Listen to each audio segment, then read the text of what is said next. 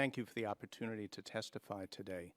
We're excited about scientific developments in genomics and molecular biology that are leading to advances in healthcare, particularly in precision medicine.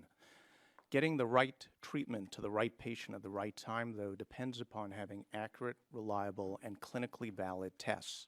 If not, we give the wrong treatment or we give no treatment, and patients get hurt. FDA has been regulating in vitro diagnostics for almost 4 decades. Now, when such a test is made by a laboratory, we call it a laboratory-developed test, or LDT. And the law doesn't distinguish on who makes it. We regulate the test regardless of who makes that test.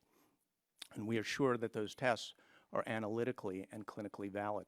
Now, when we first started regulating IVDs, as a matter of policy, we decided not to actively enforce existing requirements on LDTs because at the time they were generally simple, low-risk tests used on uncommon conditions and often in a local setting, typically in a hospital for patients in that hospital.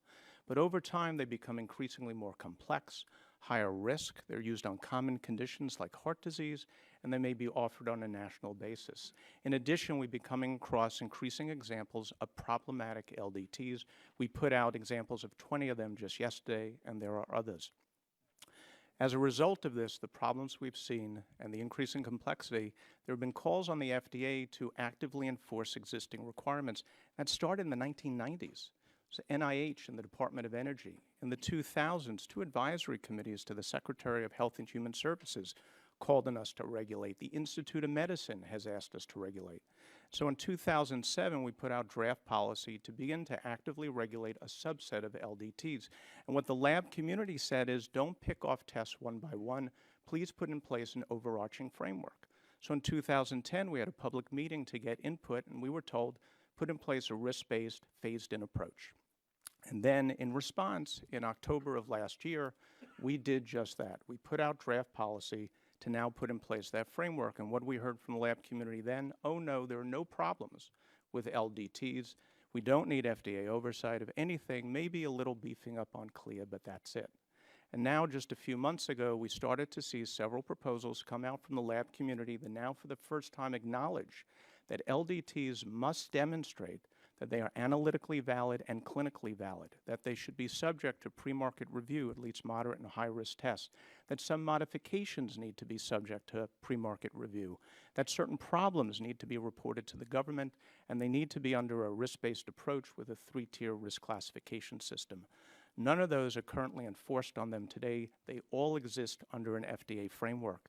But what most of these proposals, except one, would do is it would create a duplicative program under CMS and a bifurcated system, leading to more inefficiencies, higher costs, and still putting patients unnecessarily at risk.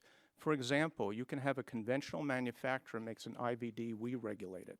Now a laboratory makes a big enough change to it, which laboratories do, and it's regulated by CLIA.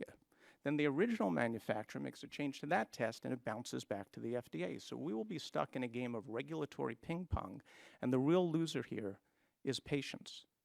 Doctors and patients don't care about who makes their test. They do care that their tests are accurate, reliable, and clinically valid. Now, some labs have already been working with us, and we congratulate them for crossing that picket line. But our message and our invitation to the rest of the lab community is to put down the swords, that for the sake of our patients, it's time to end the saber rattling, instead partner with us moving forward. Thank you.